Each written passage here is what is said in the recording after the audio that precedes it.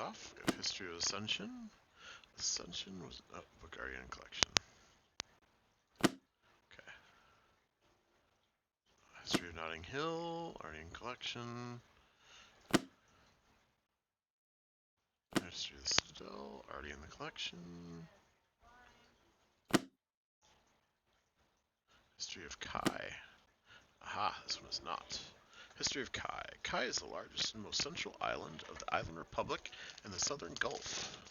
Due to its central placement, it has been the place of the most inter-island celebrations, and a place for islands to trade with each other and sailors from the north. It was in Kai that the Island Republic was founded in response to the Age of Destruction that was wreaking havoc on the mainlands.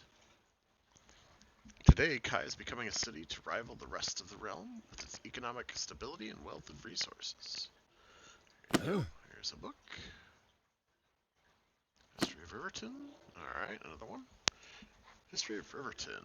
Riverton is a busy city straddling a narrow point in the Roe River before it forks to Ayr and Clydesdale. This has made it an important trading port. It is also where the Battle of Clydesdale ended with a feast, after Frey armies pushed invading Notting armies back to the small city. This unique shared history with the Frey has made Riverton just as much a cultural and artistic hub as a trading one. Okay, there we go. Donate that guy. It's Riverton, I think. Clydesdale? Yep. History of Clydesdale. Clydesdale is known as the heart of the Frey. It has been most of its history a sleepy town surrounded by farms. However, 400 years before revival, Notting II tried to push the Notting Empire north into the fray. The proud people of Clydesdale pushed their armies back down to Riverton.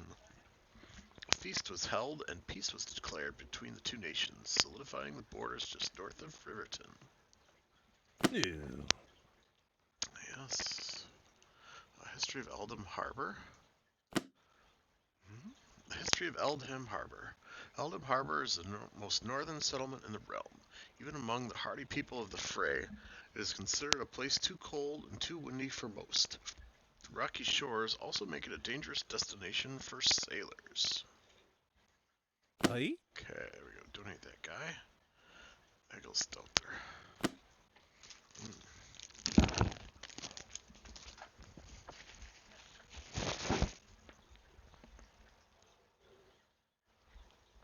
Egglestelter only exists today to celebrate the great warrior Jahu, who grew up in his remote, frozen, and dead landscape before unleashing the might of the West on the Notting Empire. While Jahu was fierce and brutal, there is no place as welcoming in the realm as Egglestelter. Okay, Ew. that guy. Book of Enchanting. Ah, this one's not been either. Book of Enchanting. Of all schools of magic, enchanting is most practical and useful. The ability to alter the characteristics of material in the physical world can bring incredible value to soldiers, blacksmiths, farmers, and kings. Okay. Book of Necromancy. Okay. Book of Necromancy. If you have acquired this book hoping to learn how to practice necromancy, you'll be sorely disappointed. The only person to ever practice the school of magic known as necromancy is Yuma. She declares necromancy too dark to be shared. She has refused to share her knowledge with anyone. She lives in isolation in the frozen lands of Egglestelter in the far north, west corner of the realm. If you ever meet an undead person, you can be sure they were summoned by Yuma. Okay. Let's donate that one. Book of Illusion. Oh, that's new. Book of Illusion. The other schools of magic waste their time manipulating reality itself.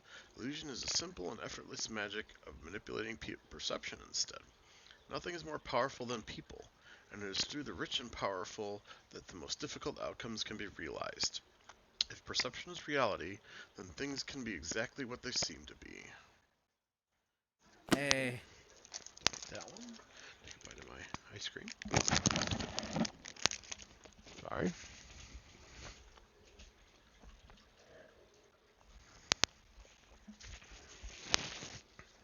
Okay.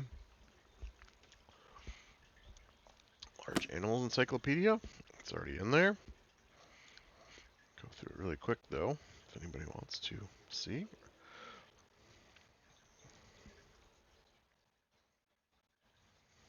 Okay. All right. Win at Myth Deck Building Part 2. Oh, this is new. Part 2. Stars and Dreams. This build is simple, but can sometimes lead to lopsided games. The player attempts to preserve the stars in the sky, preventing any plant-based builds, and pile up points with dreams once the players run out of sun. The best counter to this build is a late-game sun, which can often destroy several dreams at once. The keys to success: always have more stars than you think you need. Deck diversity is less important with this deck. That's nice. Never be too confident that your opponent has no more sun cards. Gather some safe power points when your lead allows. Counters to it are sun and advanced progressions. We have a Clouds and Lightning build. This build aims to play the only non-destroyable 3 power card in the game. Both Clouds and Lightning are sky clouds, meaning the opponent won't be able to play them as well. This build is more of an opening than an entire strategy, but scoring Lightning in a game gives any hand a good chance of converting it into a win. Keys to success: Lightning can never be played twice, so you'll need to have a secondary progression or enough counters to get you to 10 power points. If the other player tries to water flood you, you may need to change direction before they build too large of a lead. Counters to it are, of course, Water card, their own Lightning, and advanced progressions as well. Water encounters. This is the one I like to use. This build is based around the simplest card in the game. What Water lacks in power, it makes up for by being undestroyable and playable anytime. This has led some players to wonder if they can win by simply piling up water points and finding enough counters to win without having a particular progression in mind when building a deck. Keys to success: late counters are needed for any counter-heavy deck, as you may not have enough counters for a deck built with plenty of redundancy. Ice can be a sensible complement, but don't allow yourself to depend too heavily on ice, or a simple fire card will lead to a large point swing. Counters to it are redundant progressions and fire. Then you have your last, which is Random and Wild, perhaps the most common deck among amateurs just starting their decks and using whatever cards they can afford. This build should not be overlooked. Myth is a game of counters and surprise as much as careful progression. Having a wildly diverse deck means you always have the chance to pull off an upset. Keys to success for this one are: be extra careful not to run out of moves by having plenty of water as a base for your everything soup of a deck. And the second key is be lucky. Counters to it are water and redundant progressions again. Okay, let's donate that. Hey. I'll get another bite of ice cream here. Come on.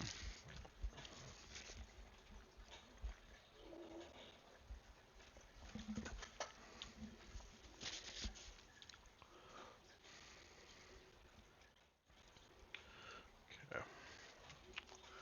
Alright, so that was Win at Myth. Greatest game of Myth ever played. Let me see it right there.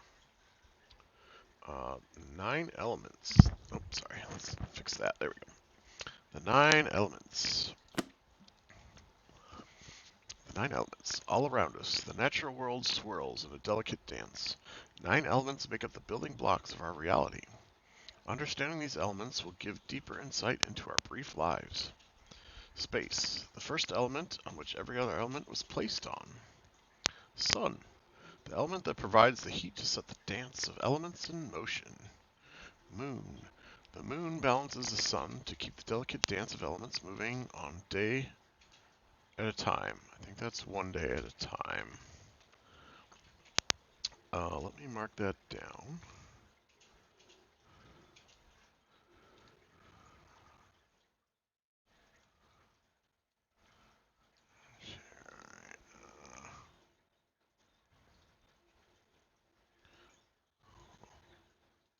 Go back here, yeah.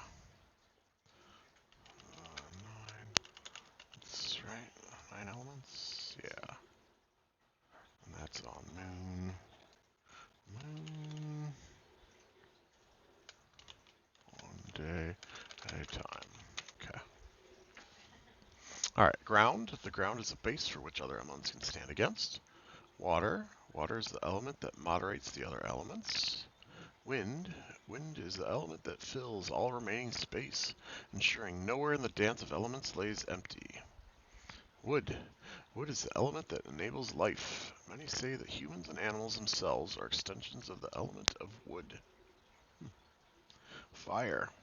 Fire is the element of destruction, for it's only through destruction that the dance of elements can continue to evolve. And finally, we have lightning. Lightning is the most mysterious element. Its meaning in the dance is open to debate. Cool. Very cool. Alright. There we go. Yeah, that's a good one. Alright, the Book of Revival. And we've already done that one. There we go. That's all there is to that one. Great Scheme of Myth again. You can see, in case you want to look at it again. I remember reading this one out loud, so more for the win. Okay. And then let's see. Mysticism. Awareness, understanding, realization. After the cataclysmic events of the Revival and Crusades, the great thinkers of Kaichi turned their minds inward. Today that effort has resulted in mysticism, a process for the mind to reach awareness, understanding, and realization. First we have awareness. Awareness, this is the first pillar of mysticism, is awareness. No progress in the other pillars can be made until the practitioner has gained awareness of one's surroundings and awareness of oneself. Senses must be directly observed, as the subconscious is a pool of mystery that cannot be built. Understanding. Understanding is the next pillar of mysticism. Once the practitioner is aware of themselves and the realm they inhabit,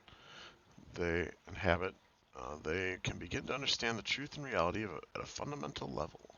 It is only through understanding that the process of mysticism can be completed. Realization. Realization is transforming thought into action. Once life is understood, the path to a meaningful life makes itself clear in the fog of uncertainty and ego. However, it is only through spreading mysticism through the realm that harmony and the beauty can shine through the violent and random reality we have spent millennia wandering through. Lost no more, the practitioner armed with realization can become anything and accomplish the grand and fantastic. Let's donate that. And I need another bite of ice cream. It's melting.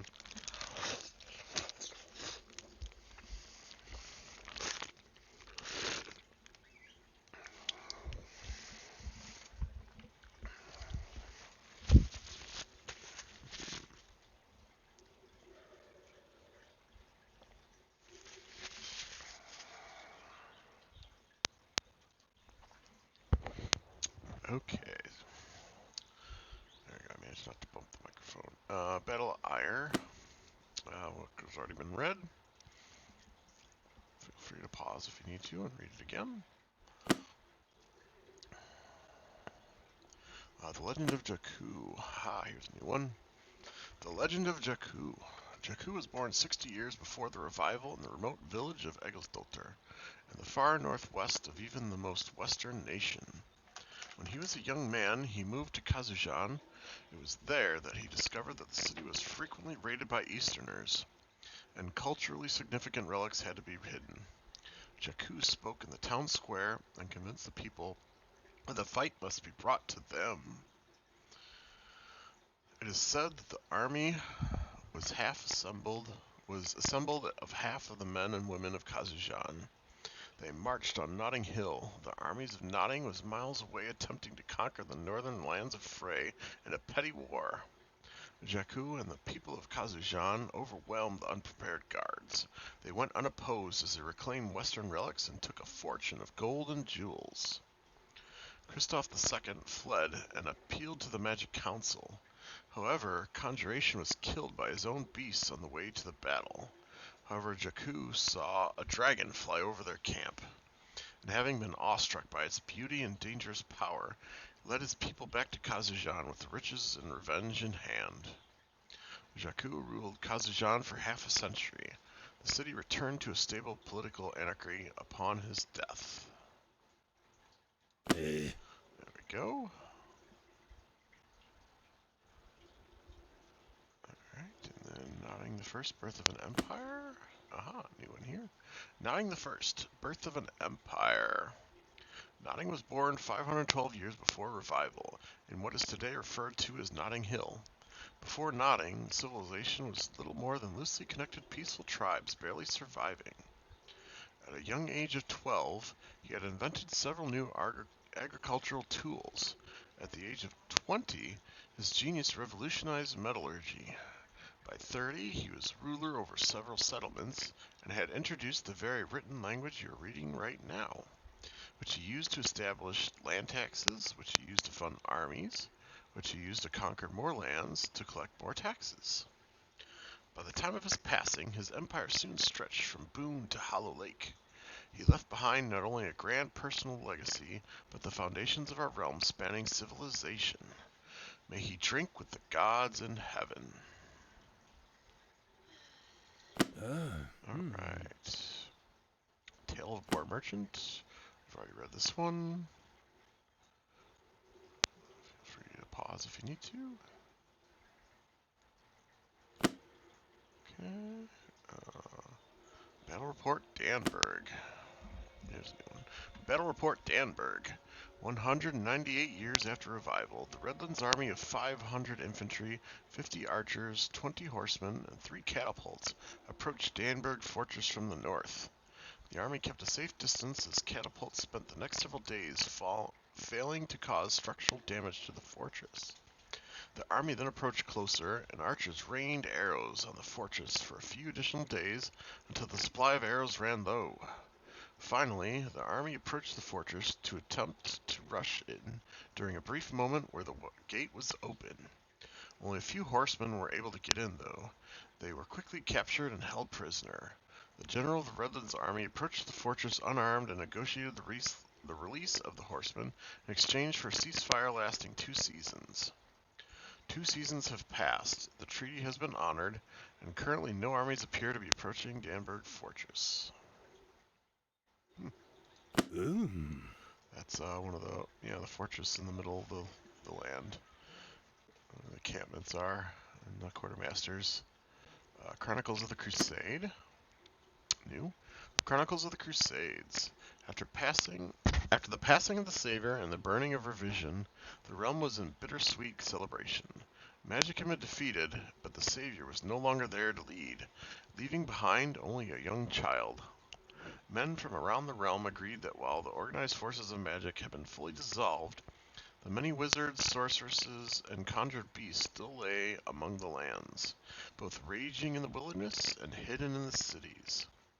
Beaches were cleared of amphibian monsters, dragons were chased beyond the mountains, cities were searched and purged of enchanted items, and their owners were persecuted, often by death. The Age of Crusades was considered to have ended with the death of the Wizard of Enchanting at Hollow Lake. However, for as long as exists those who disgrace our realm with magic, the fight for the natural world will continue. It's very dour outlook, but okay. A Parable of Pettiness. New one. A Parable of Pettiness. There was once a king who was great and loved by his people. He had strong armies, healthy children, and a beautiful queen. One day, a poor peasant spilled his drink on the king. The king could not let his great disrespect go unpunished. He had the peasant imprisoned. The family of the peasant insulted the king in public, and they were also imprisoned. The neighborhood banded together and attempted to break out the family. They were instead also imprisoned. Eventually, the entire city revolted against the king. The king ordered the guards to imprison the revolters. The guards turned their weapons on the king. The king was imprisoned. The city wanted to kill the king. The original peasant that caused the trouble by spilling his drink spoke up. He told the crowd to forgive the king, lest they make the same mistake. But the crowd did not listen to the man, and the king spent the rest of his life in his own prison. The peasant visited the prison every day. Him and the deposed king became close friends. The end. Okay. Alright. Prophecies of the 1,000 years to follow. May these prophecies be preserved as proof of the precision of my predictions and the purport of these prognostications. A battle in Boone will begin to bleed and breathe, and break the bounds of biological beings. A fire will flourish the floor of the forest, for folks will forget the familiar. A merchant will make their mark and flip the coin on the king. Well, that one came true. The last one, that's me. I'm guessing these ones happen too. That's how you interpret it. Alright, let's donate. Huh? Although it's 1,000 years, so I don't know. Discussion on language. We already done that one. Okay. Study of weapons. Yeah, we've already done that one too.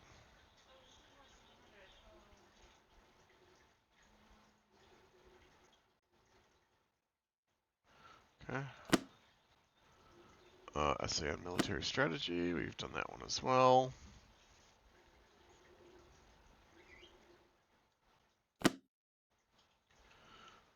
Ridland's War Update. Here's a new one. Letter from Ascension. Ridland's War Update. A letter from Ascension intended only for the Ridlands commander of Pembrin.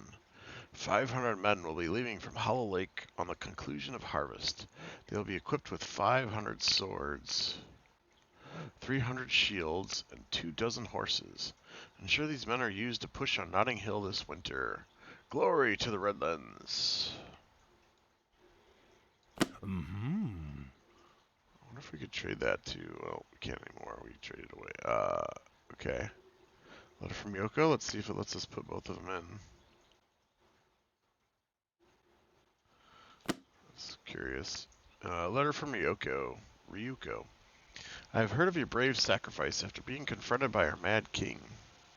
I am sure that was a difficult decision. Oh, this must be for me. Maybe. I wouldn't have blamed you for acting in self-preservation. However, you choose to put the revolution before yourself. The people of Shikiomo are in your debt. The revolution continues and grows stronger each day. It will be a long road, but if Shikiomo ever sees the end of its tyranny, I will ensure you are repaid to the best of my ability and welcome back to Shikiomo. I vow your loss will not be in vain. Yeah, that's for me. I did that. Ooh. Okay. And it lets me donate this one too. It's the same exact thing. I think my game must be bugged. Well, I will donate it. And it'll both be in here, I guess. Every book brings so much knowledge. Alright. And we are all done.